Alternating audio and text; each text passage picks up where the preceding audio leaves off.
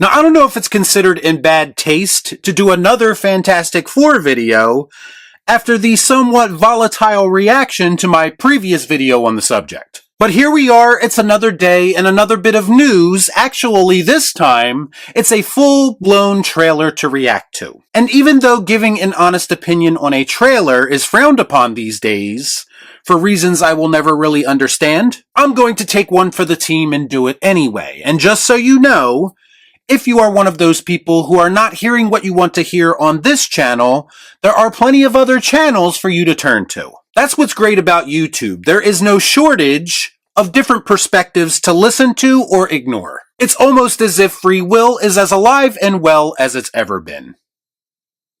Let's discuss. Our content sucks. Our content sucks. I watch so you don't have to. All I'm offering is the truth, nothing more.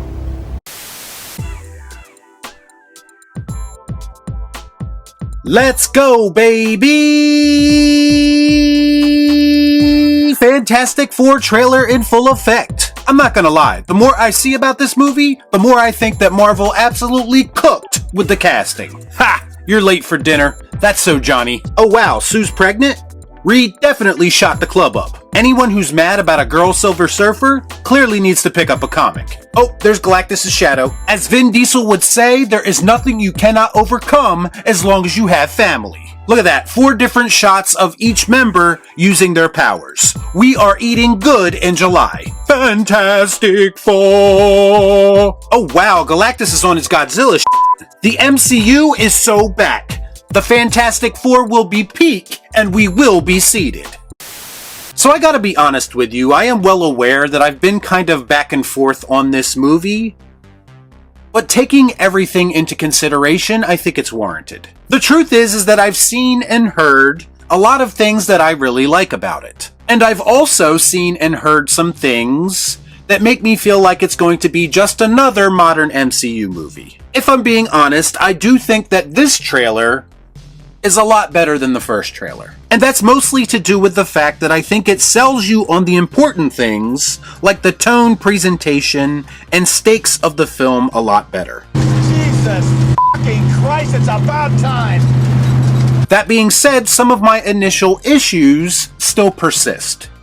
Mainly the casting of the film, most notably Reed Richards. I'm still not overly impressed with the CGI either, especially when we're talking about The Thing and now the Silver Surfer. Plus you just have all of the added baggage of Joseph Quinn and Vanessa Kirby saying things publicly that are raising red flags everywhere. Now if you could somehow put all of that to the side, and I know it's asking a lot, I do think there is potential with this movie. I'm just not confident that Marvel Studios can deliver something that lives up to that potential. And I say that because quite simply I have not seen them do that in a very long time. They have not proven to me personally that they are capable of producing something that is worth my time, especially lately.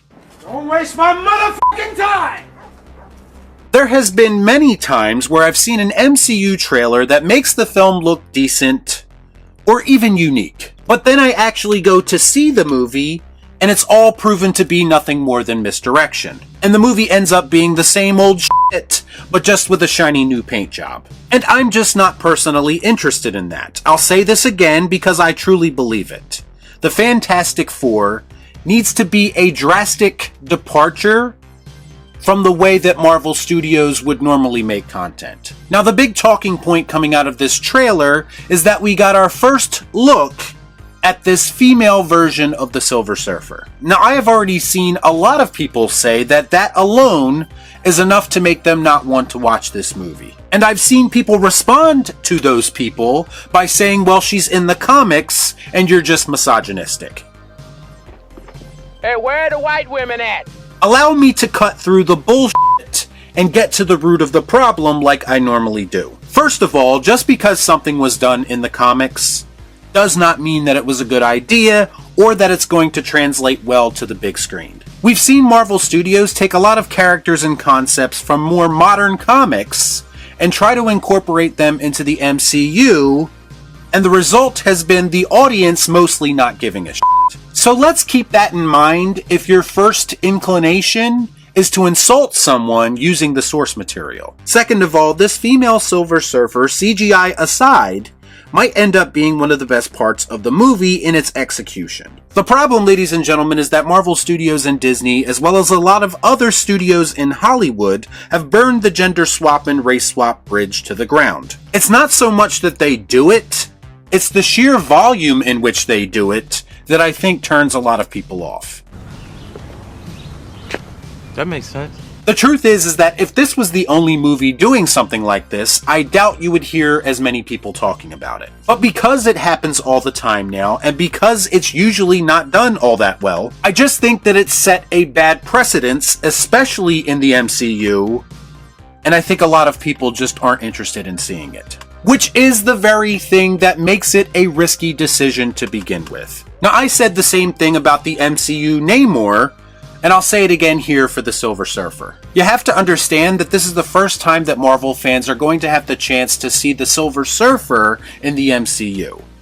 And a lot of them have waited years to do so. Now, wouldn't it make more sense from a business perspective to give us a more traditional version of the character to start off? If it's a matter of you trying to differentiate this film from the early 2000 films, I think you're overthinking things just a little bit. I honestly do not think that anyone would care. I do not think that anyone is going to confuse those movies with this movie. I think enough time has passed. And at the end of the day, I do think that giving us a female version of the Silver Surfer first is not the right move. It's true. Aside from that, I actually dug the aesthetic of the film presented in the trailer. That retro-futuristic style is always going to be a bit more visually interesting for me personally than the look of your average MCU film. And even though that it's not going to last, obviously, I like the fact that this movie exists in its own universe, separate from the main MCU universe. I think that's pretty much the only way you could have introduced the Fantastic Four at this point, considering we are so far along in the MCU's existence. I'm also really interested to see what they do with Galactus. Now, I heard a rumor that he could possibly be brought to life with miniatures and stop-motion technology. We'll have to wait and see, but I did like his presentation here, or lack thereof. I think they should show as little of him as possible prior to the film's release. Leave something up to the imagination. Give people something to look forward to when they ultimately sit down in the theater to watch this. Ooh, so exciting, isn't it? I do think that some of the dialogue in the trailer sounded a little bit clunky and awkward to me.